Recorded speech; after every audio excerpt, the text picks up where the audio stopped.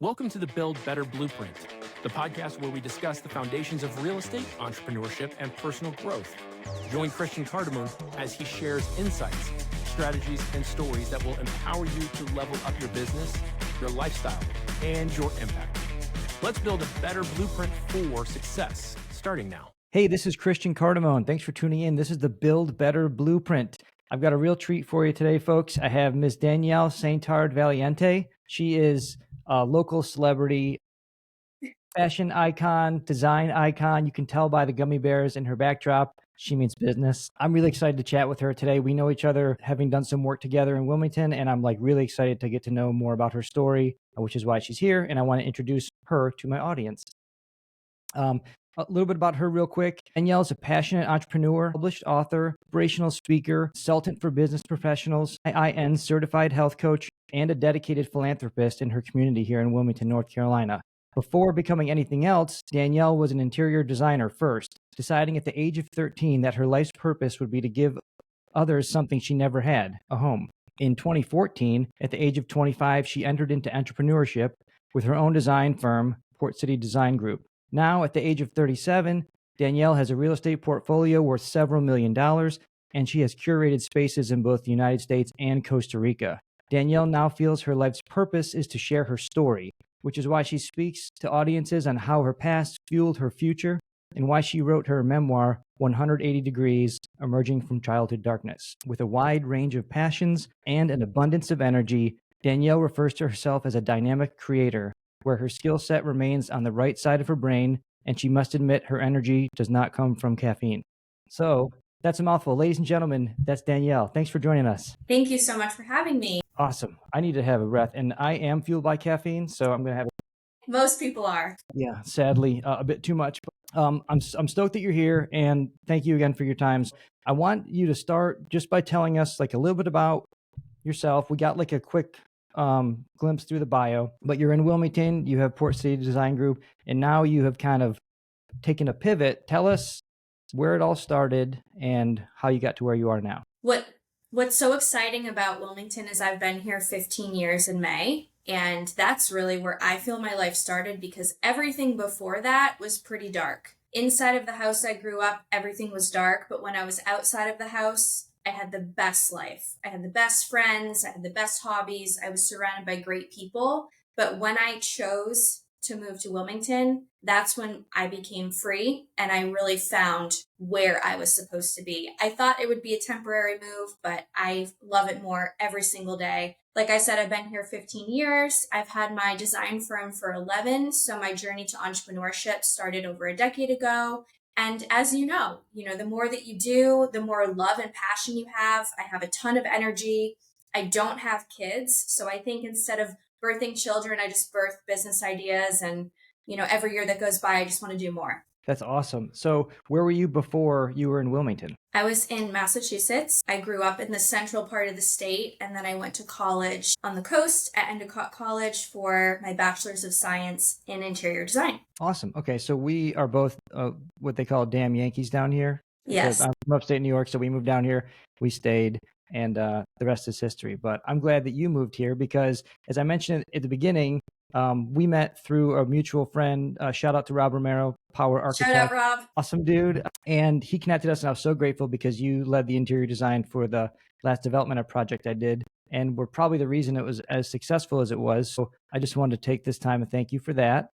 Made me look like I knew what I was doing, which was even better. So I guess my question to you is, this show is about helping people and better their lives, empower them, look at someone like you and say, that's an amazing story. I can do something like that, or I want to do something like that. So you moved here. Did you have a plan or a design or a blueprint to start? I mean, you have a tremendous business here. So it's something that a lot of folks don't have the fortune to arrive at. And I want to know if it was just sheer grind, tenacity, or if you kind of were strategic about it. No strategy, no plan, and I had nothing. I had $900 in my bank account. I came down here sight unseen. I didn't know a soul. I was driving a 1998 Plymouth Neon. It broke down the second I pulled into my apartment complex in Wilmington, never started again. And how do you get a job without a car? but how do you have a car without a pay stub from a job? Well, this guy, Greg from the Honda dealership, I wish that I could find him today, but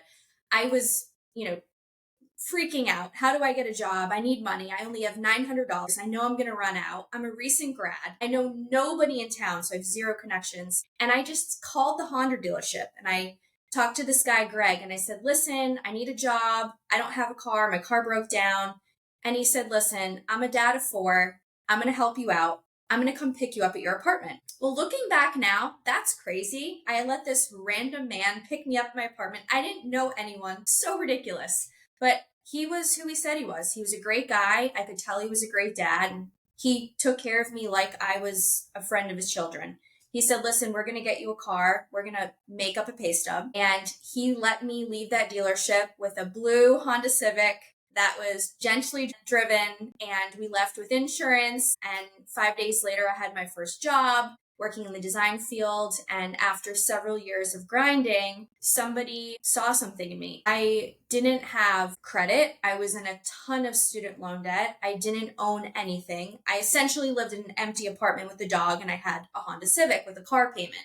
And about a year into working for a startup firm, I was promised all these things, right? I was promised ownership of the company. I was promised to have all this leverage. And really all that was happening was this couple was taking advantage of me. So they had me sign all this paperwork, and I was held to this non-compete, a key person insurance policy. And over time, I started realizing my intuition was kicking in. I'm like, something just doesn't feel right. I don't know what it is. I was 23, 24.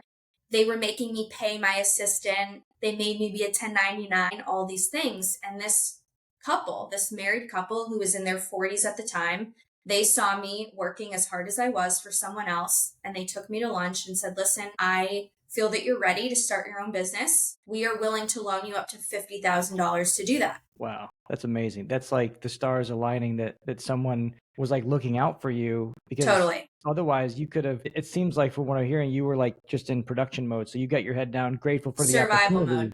Yeah. And you're like not realizing that you're building like an empire for someone else, but you clearly had some intuition with entrepreneurship, because if that was you're starting to connect the dots, and then these people come along and maybe accelerate that process by Yes. telling you, hey, look, you're doing this. Let's help you do it for Yes. yourself. That's amazing.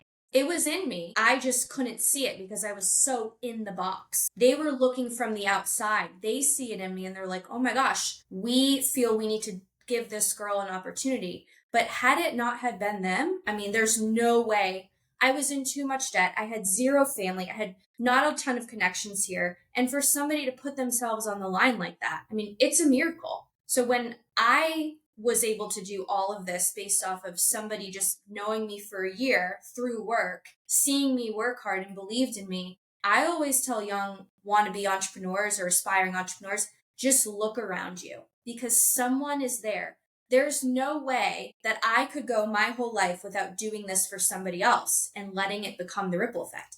I've done it for other people because it was done for me. There's several people around you. You just don't realize it. And sometimes we're so in the box. We're just grinding. We just do all of these things for somebody else. And, I was just fortunate enough that when I was 25, I was given that opportunity. Yeah. Well, I think that's a situation where you have a little bit of luck and circumstance, but if it wasn't met with clearly you have to be able to deliver. So obviously you have to have that talent. Like they recognize that, which I think that's like the lesson in this is that, yes, you never know who's watching you. You never know who you could potentially be interviewing for with a job or a life opportunity. So be mindful of that, but also you always have to be putting out your best product, because if you were like a decent artist or a creator or designer, you might not have gotten that opportunity. Exactly. I think they saw my passion, they saw my talent, and they saw my work ethic, and they were like, who is this 23, 24-year-old girl who's working 100 hours a week for someone else? We kind of feel bad for her. Should we just help her out? It was one of those like, gosh, this couple who's like making Danielle their slave, they don't even know what they have. They don't really appreciate her. So they're entrepreneurs and they knew if they gave me the opportunity, I would seize it. And I'm so grateful for that, because without them, I wouldn't have anything. Yeah. Well, that's an awesome way to look at it. And I think it's so cool, mainly that you recognize that as not as like an opportunity for you to flourish, but for you to give back, because Yes, that's like how things, what goes out. That's like an abundance mindset that it you is. were given this, you will do great things with it, and you will then propagate it and perpetuate it to like someone else, because you'll recognize that now. And I think that's so freaking cool. Because in our like world of being an entrepreneur, solopreneur, or just a small business owner, things like that like really matter. They do. And every time I've given back to somebody else, it is coming back to me tenfold. Mm-hmm. I really believe that what you put out comes back to you. Yeah, and your energy, your vibration, all that stuff is like real. It sounds It hooky matters. and kind of crazy, but it really does. I just, yeah, I'm grateful for that. And I felt like that when I met you at first. I kind of felt like there was definitely I dug your vibes, and you delivered. And so, yeah, I'm Thank excited you. about this. But okay, so fast forward. So you've got this opportunity. Now you've got your firm launch. You're up and running. Tell us about one or two big major like setbacks, because obviously, we don't all get the hockey stick trajectory right out of the gate. You've got to grind for a while. Even if you have the stars aligning and all these opportunities, you still got to do the work. So tell us Yes. about a time where you were like, shoot, like something like that. Well, the biggest setback I've ever faced, possibly in my life and definitely in business, was 2 weeks into starting my company. And that is because the people I worked for previously, who had me sign all those papers, unbeknownst to me, I had no idea what they meant, and they knew that. 2 weeks after I started my firm, and I was in a co-working office, small office, I had taken my assistant with me because she wouldn't have had a job, and they were making me pay half of her paycheck. So I took her with me. And it was actually on my 26th birthday, I got a call from the sheriff's office, and they said, "Ma'am, you're about to be served. Stay put. Don't leave where you are." Confirming that I was at my office, they said, "The sheriff is coming to serve you." And I had never seen like any of those court shows. I had no idea what serving meant. Zero knowledge. And I said, "What do you mean serving me?" And she said, "Ma'am, you're being sued." And I'm like, "Sued by who?" And she said the employer's name. And I said, "Listen, I'm in a co-working office with like 40 other startup companies. Yes, don't do this today. You cannot show up here." Yeah. And I begged her and I pleaded and I said, "Can you tell the sheriff to turn around, tell me where to meet you. I'll come pick up these papers." And thank God she did that for me, because my reputation would have been blown from the start.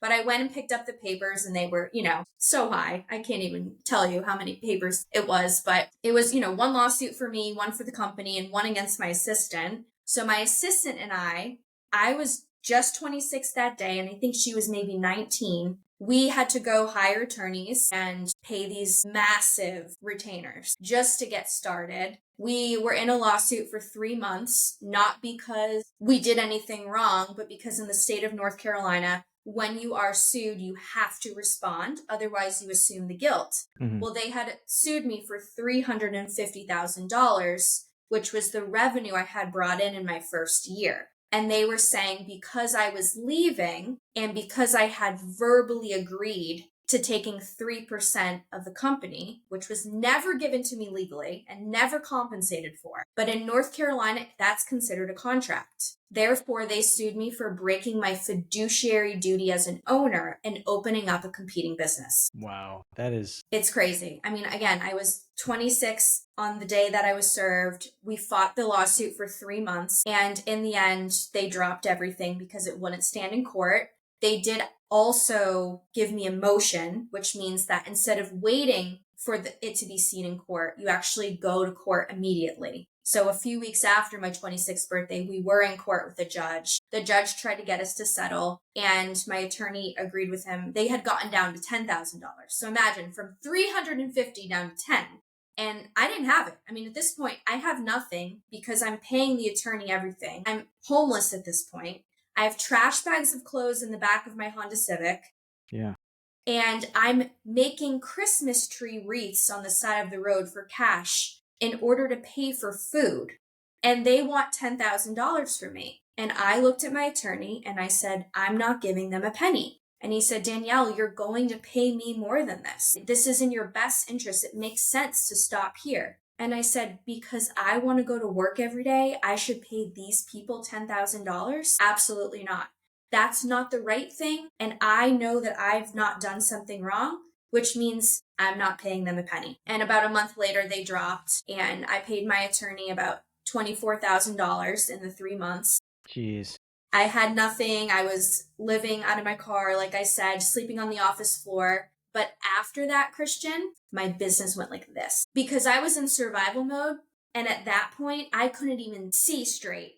But the second I finished that lawsuit and the second I finished paying that attorney, I had built something massive in, 5 or 6 months. Wow. Do you attribute, like, obviously when you're going through hell, it's like this is the worst. But do you think that there was a benefit to having it happen so early in your career because you just became like galvanized right out of the gate? Listen, it was the best benefit that has ever happened to me professionally. In the moment, the worst thing ever. I mean, also I owed my investors $50,000 plus interest. Sure. High interest. It was essentially a shark loan, but it's what got me started. Mm-hmm. I had no choice. And sometimes when you have no choice and you're in survival mode, amazing things happen. I mean, did I kill myself in the meantime? I did. It's not like I was sleeping. I wasn't healthy in these moments. My eyes were swollen from crying most days. Yeah. But at the same time, I mean, it propelled me probably 10 years of growth in that few months. And for that, I am so grateful. They did the best thing for my business that they ever could have done. Obviously, it wasn't their intention, but it definitely was the outcome. Yeah, that's the beauty of just how this universe and this world works, because it's you just, you kill them with kindness or just by not engaging, Yes. you defend yourself. And there's, we've been talking now for almost 20 minutes and you take the high road. That's obvious that Always. there's an opportunity to make something like that known. And I respect that that's a battle that you waged and won and have taken. The valuable thing is you've taken a very good lesson from that and been rewarded. I think that's awesome, especially like for someone who starts a business when they're that young. That's enough to get railroaded like that is enough to send someone packing back to Massachusetts. And that's what they wanted. Yeah. That's what they wanted. Yeah. And it's sad that there's people like that out there, but I mean, man, kudos to you because that, you made lemonade in that ordeal, even though it cost you 24 grand. It sounds like you started working right out of the gate after that. Yeah. It's okay. Best 20. Mm-hmm. Amen. I can say that the worst experience I had financially, professionally, I was just a couple years older than you. I was 30. And then, I went bankrupt, like legitimately. Was it 2008? It was 2010.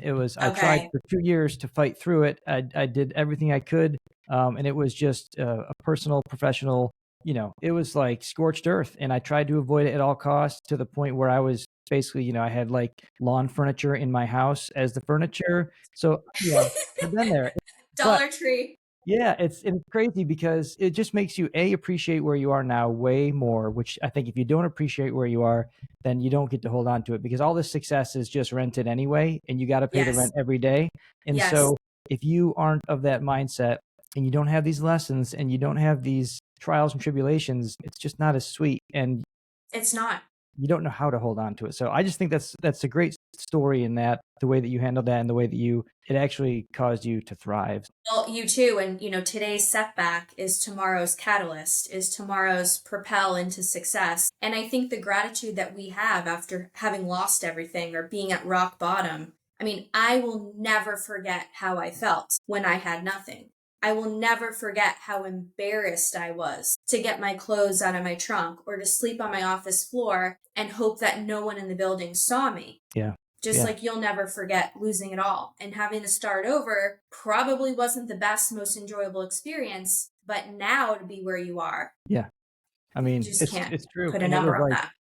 For me, it was an actual decade of rebuilding. Mm. If you don't, I think the biggest lesson in all this is if you let something like that happen, because it's going to happen to all of us regardless. Yes.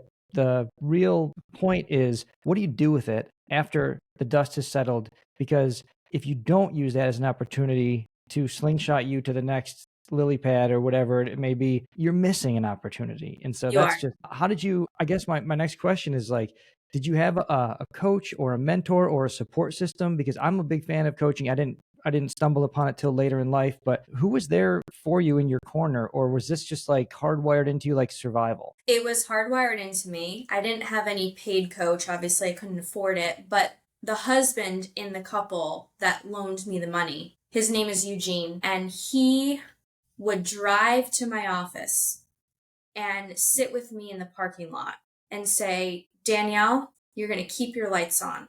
You're going to keep calling clients. You're going to keep working. Even though they told you not to, they can't stop you from working. Because of course I'm thinking I have to follow the rules. My lawyer tells me to shut my business down until we're seen in court. I think that means shut the lights off, stop talking to clients. And he's like, you're going to keep going. You're going to do this. And honestly, if it wasn't for him telling me to keep the lights on, the lights wouldn't have been on. And he wasn't doing it because I owed him money. He was doing it because he had lost everything, like you, went belly up in the recession, lost everything, started back up. Took him several years, and he knew that I could get through it, but I needed that mental toughness. And that's what business is. Business, I could not pass business school. I'm well aware of, okay? I've never taken an accounting class, a business class, a finance class, but what I do know is I love people. I love to work hard, and I have a lot of passion.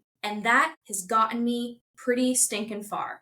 I'm not as smart as the business guys, but I have what it takes. And I think because I've always been lucky enough to have been surrounded by good people, they've pushed me when I was stuck and when I wasn't mentally tough. And now I just know it's going to be a wave. It's going to be a roller coaster. I know that there are days I'm going to feel up and then I'm going to feel down and I'm going to feel up and I'm going to feel down. But the mental toughness that gets me through the low points is what business ownership really is. Yeah, absolutely.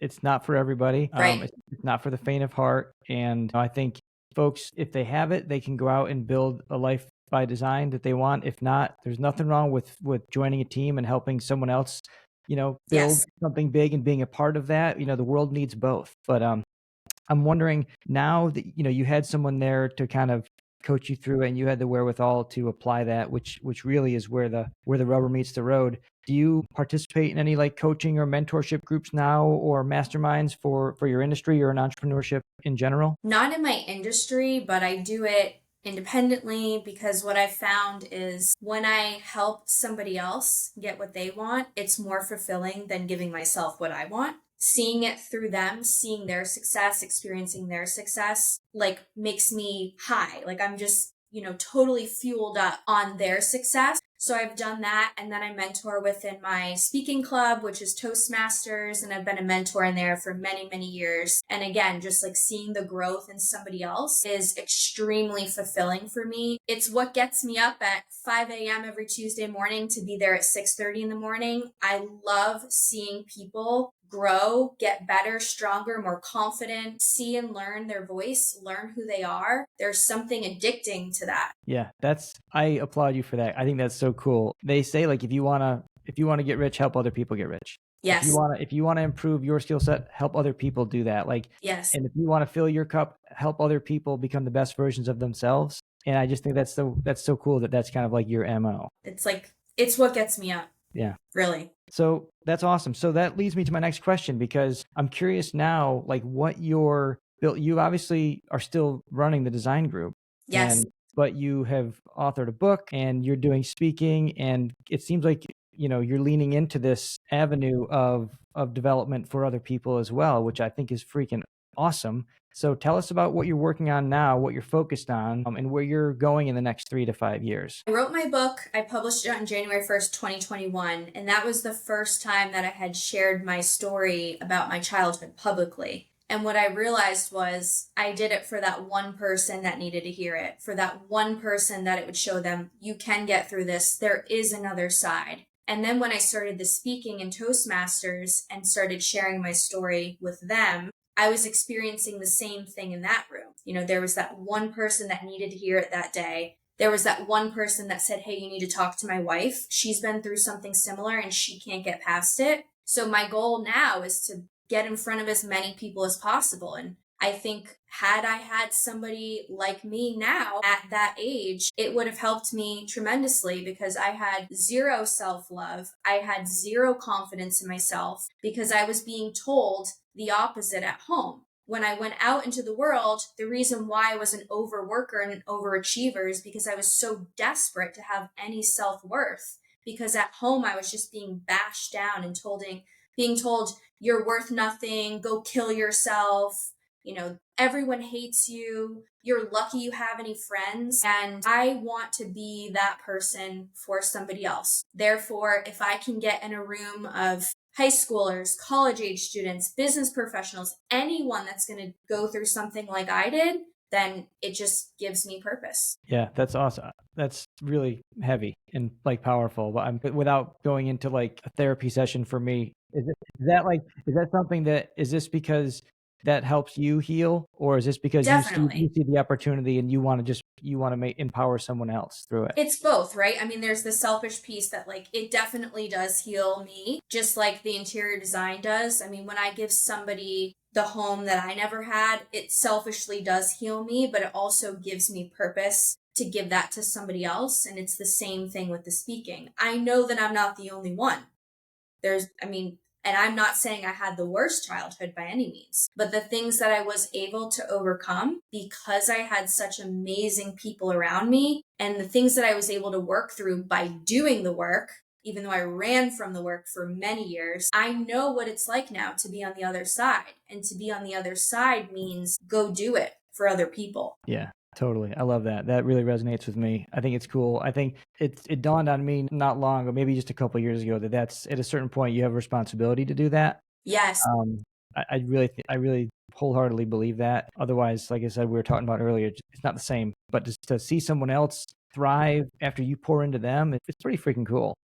Yeah, it is. And you have one child now, right? Yeah, another one coming in about 8 weeks. So okay, so soon to be 2. And Yeah. As a parent, what you see in them from what you've taught them, from how you've shaped them, that is so rewarding. That's giving you purpose. There's a reason why we're built to contribute to the lives of others. And I think it's just, how many people can you touch? Like if I can reach 1 million people in my lifetime, great. Like I want to shoot for that number. Yeah. Well, this podcast is not quite to that level yet, but You don't have 1 million followers? we're almost there. But thank you for your support.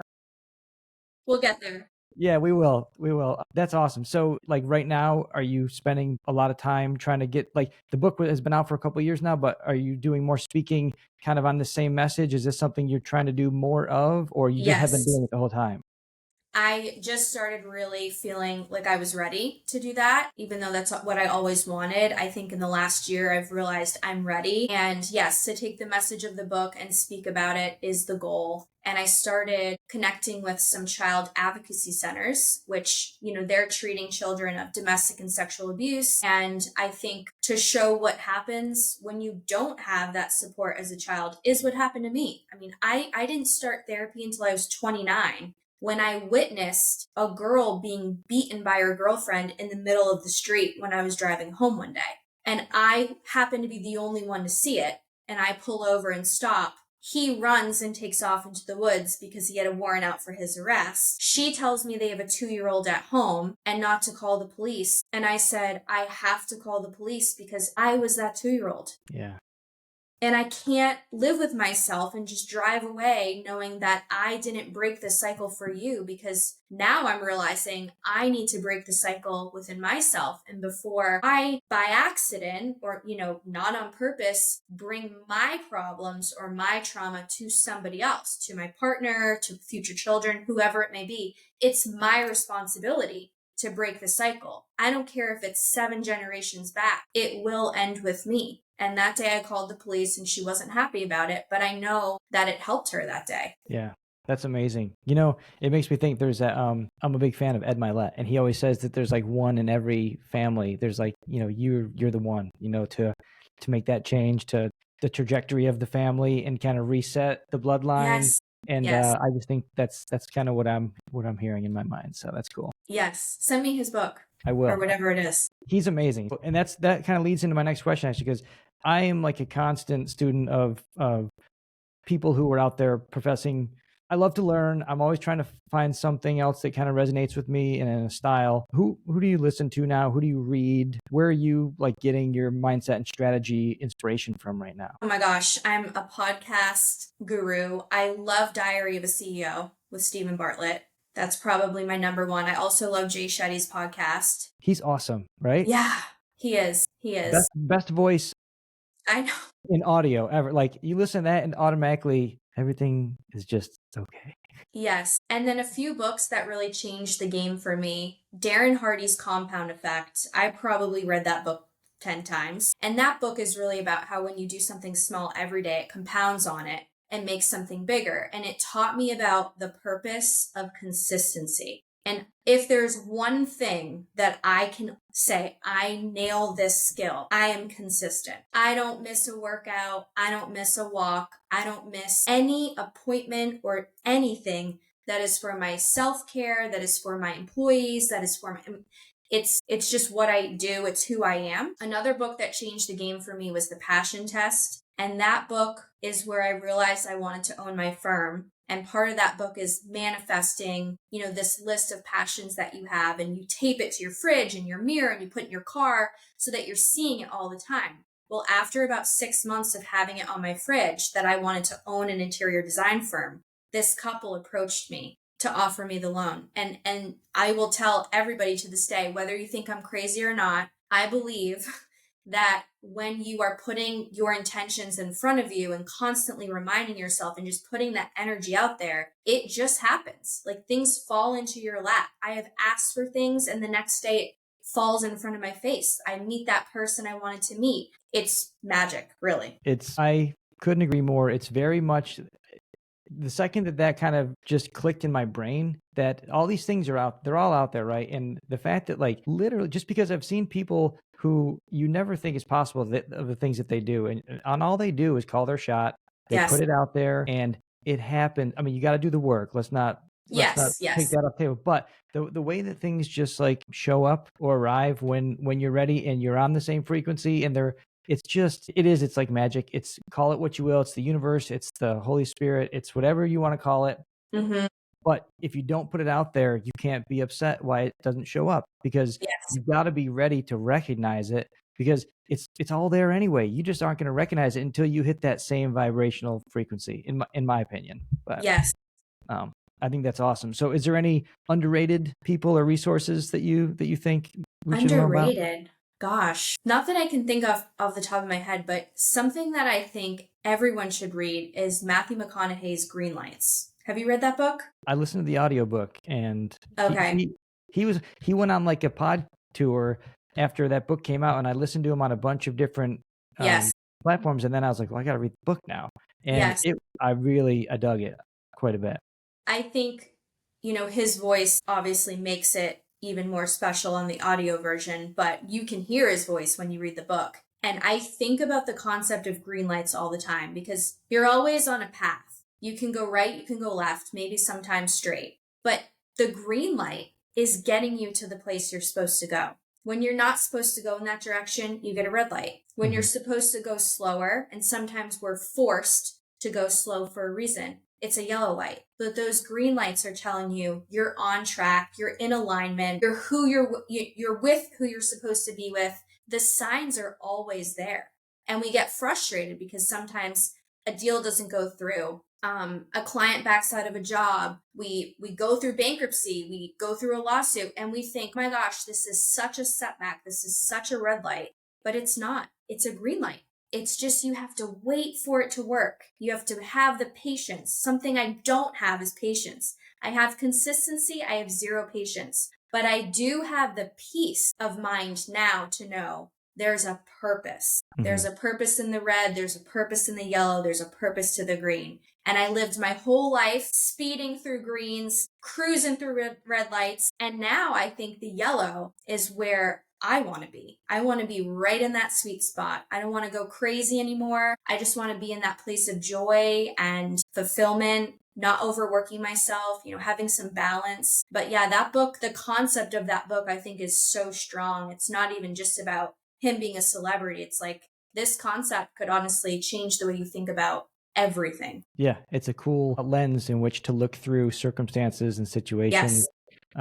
And it just so happens that he's like a cool actor and has a really cool voice. And so it's a perfect storm of someone that you want to listen to. You already kind of think is pretty cool, and then he delivers this really cool message. And you're like, damn, dude, green light. So yes. That's awesome. Okay, I've got a couple more questions for you. I often have a lot of investors and real estate professionals here, and I think in business owners and entrepreneur, champions. And I think that you're in a lot of these boxes actually, and you interact with a lot of them as well. And I know you have a real estate portfolio as well in here and in Costa Rica. Tell us what you think, like, you have a good indicator of the current market conditions because you're interacting with people that are building inventory, delivering it to market. What's your current kind of pulse of the market here in southeastern North Carolina? And do you see any big opportunities, be either in real estate or in maybe entrepreneurship or small business in general? The opportunities that I was successful in do not exist in today's market, but I think there's always an opportunity to start something today and not wait, because we all think, oh, the interest rates are going to come down again, or we're going to wait until the market changes. By the time you wait, somebody's already taken that opportunity. And the chances are it might be twice as expensive by the time you commit and you're ready to pull the trigger. So I think the opportunity is always today. If you have the passion and you have the money, or you can make it happen. I never had the money, but I just found ways to make it happen. And I was leveraging home equity loans like a beast because it was low interest and I kept improving my home and the values were going up. So I just kept using those loans that I'd refinance my house, bulk it back into my mortgage. And it was at a time where I could do that. I no longer can responsibly under the interest rates, but I think there's different ways to do it. And I think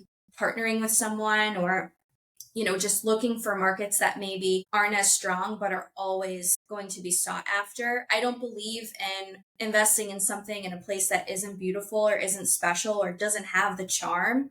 I think where we live hits all of those boxes. And I just happen to find that same thing in Costa Rica, which means that was my second magical spot. But I think if somebody finds a magical spot elsewhere, do it, because you're going to know where the magic is. And when you find the magic, you find a way to commit. Yeah, that's great. And that's great advice too, because I'm a believer of that too. And I feel like both of us have gotten very lucky choosing this market because it's such a special place. It's like one of the best kept secrets in the country because the climate, the market, the historic riverfront, the beaches, the college, it checks all the boxes. And as much as I love to travel, this is the best place to come home to. But I agree. I never understood why people invest or do work in other markets that they wouldn't even want to go to and visit. If I'm not going to buy something like Cleveland because I don't want to go there and look at it. Absolutely not. No disrespect to Cleveland, but still, I hear that. So I'm curious.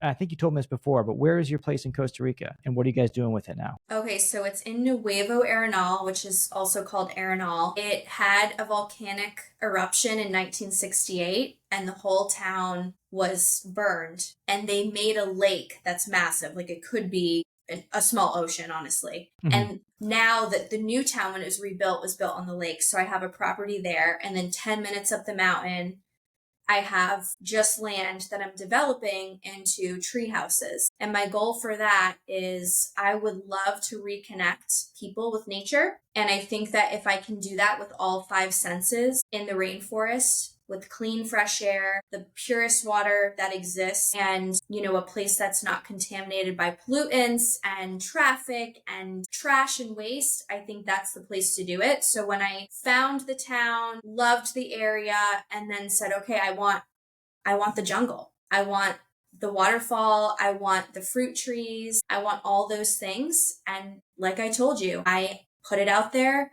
I said it to 2 people and my dream property landed right in front of me. At the time, I only had money to pay for half the property. Mm-hmm. Told this man in Costa Rica who speaks 0 English, I told him through a translator about my story.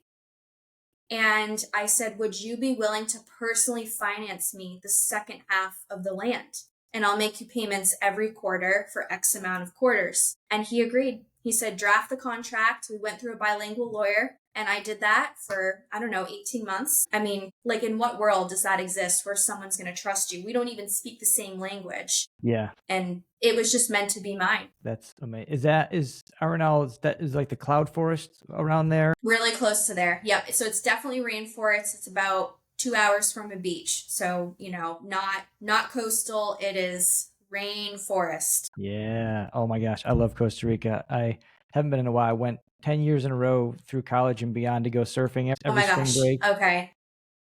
But some of the people in our group would go to the cloud forest and the rainforest, and we would always go to the beach and go surfing. But we need to go to the cloud forest. I think if I go back next time, it will be for that kind of experience. So yes. Okay, listen, we're just about to wrap up. I just have one more question for you. Okay.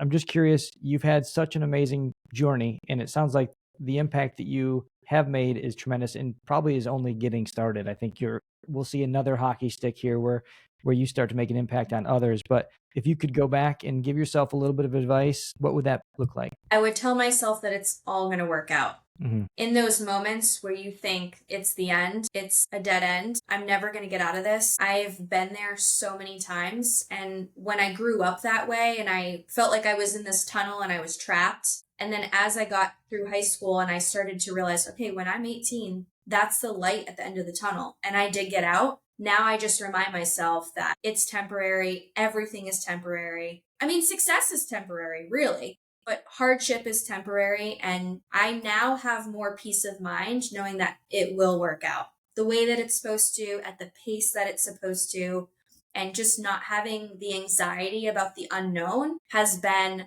the wisdom I've gained through entrepreneurship. Yeah, that's amazing. That's a great story. And I think you have to, in my experience, like that, if you had heard that even though you were younger, until you get the reps in and you get the kicks in the teeth, yes. But then when you finally are like, holy shit, that's right, then it really resonates. And so you see the pattern. You're like, okay, that was terrible, but it worked out, and that was also terrible, but it worked out. Yeah, I think that's great. My grandmother used to always say the best is yet to come. Yeah. And, very simple. She also used to say cheaper by the dozen when it came to kids. So, oh gosh, I don't know about that. We won't get into that. That's another day. But I want to see if you can tell us how our audience can follow you, support you, and connect with you on your mission. Yeah, tell us where we can do that. Okay, I would love for the audience to find me on my new Instagram because I'm not a big social media person, but I'm trying to be. It's DSV Unlimited.